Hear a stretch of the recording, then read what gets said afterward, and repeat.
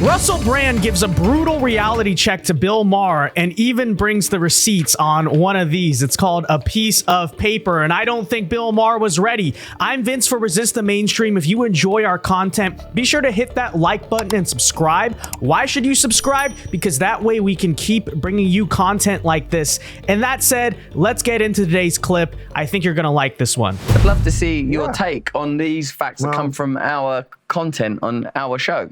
Like our research gleaned from some great journalists, and it's mostly okay to say this kind of meta-journalism. Right. We accumulate facts. We don't use anything that's not been endorsed in mainstream media. And let me hit you up with some of this stuff, and because I genuinely want to hear your take. But let me give you the whole thing as an overview, and then you can, as Bill Maher, because let's face it, no one else can do this. Knock yourself out. Okay, so former Israeli Prime Minister Naftali Bennett said recently a Russia-Ukraine peace deal was blocked by Western powers. We know that Boris Johnson visited Ukraine and counseled Zelensky against taking the peace deal that was on the table. That's just one thing. Let me hit you with all this stuff. Zelensky has vowed to retake Crimea, but Russia said that's the red line that will spark nuclear war. We know that, all right? Republican Senate leader Mitch McConnell said in December 2022, the most basic reasons for continuing to help Ukraine degrade and defeat the Russian invaders are cold, hard, practical American interests.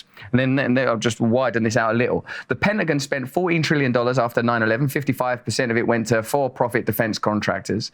The average American taxpayer contributed $2,000 to the military last year. More than 900 of that went to corporate military contractors. At least 15 politicians who shape U.S. defense policy have investments in military contractors. Look at his face. Look at Bill Maher's face. He's like, uh-oh.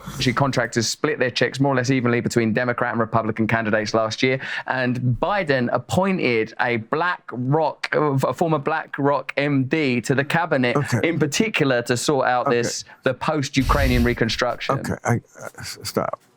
These are good facts, Bill. These are facts. Possibly. I don't have a fact checker here. I don't doubt any. You're not going to need one. Wait. But it's so far from the point. I mean, I feel like your antenna for conspiracy theories. I mean, you have a good antenna, and then sometimes it does not serve you well because, like, even if all this stuff is true, it's just more complicated than that. Both things can be true. It can be something that is a worthy endeavor to stop Russia from invading another country, and it also could be the case. It is the case, of course.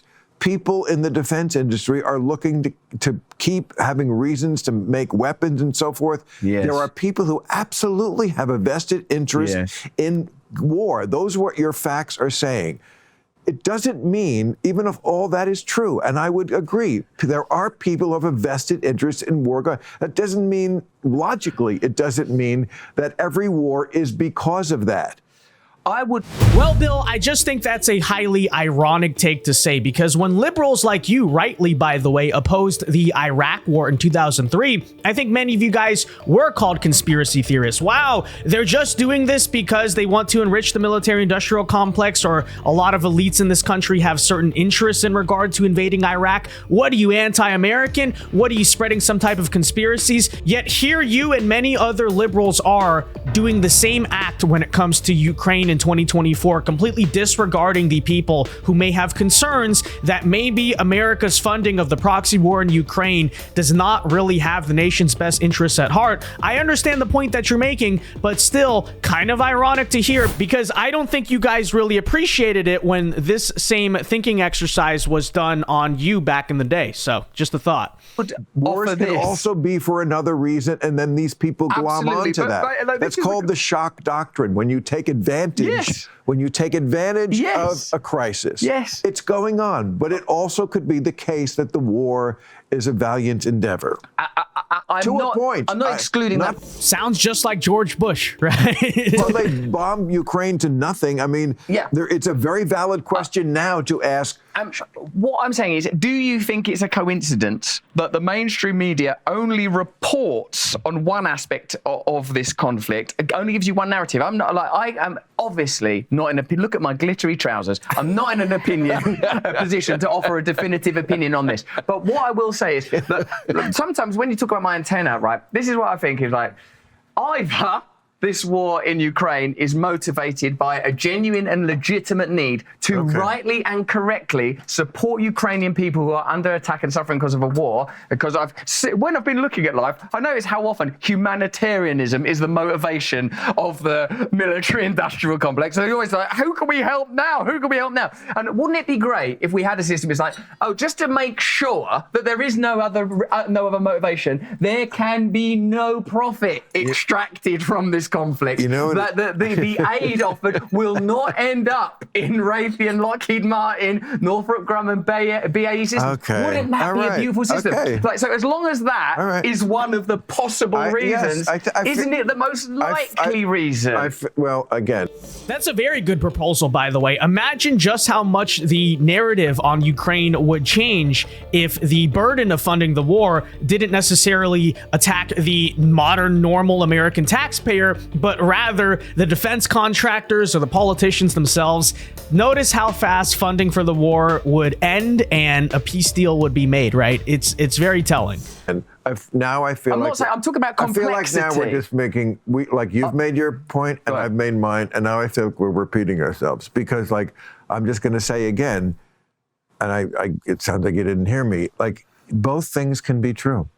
It's just but you said earlier, not everything like, has to Putin be is a monster and Zelensky is a hero, and I'm like, well, hang on, what about this? Because you think, like, how long do you think Zelensky is going to get support if his interests don't converge with the MIC? Throwing your hands together like, oh, on the one hand, yeah, Putin is a murderer who just people out of windows and starts wars and all these crimes against humanity. And this guy has some shady business dealings. He's Ukrainian. He was born with a shady business dealing. I mean, that's what the country was known for before this.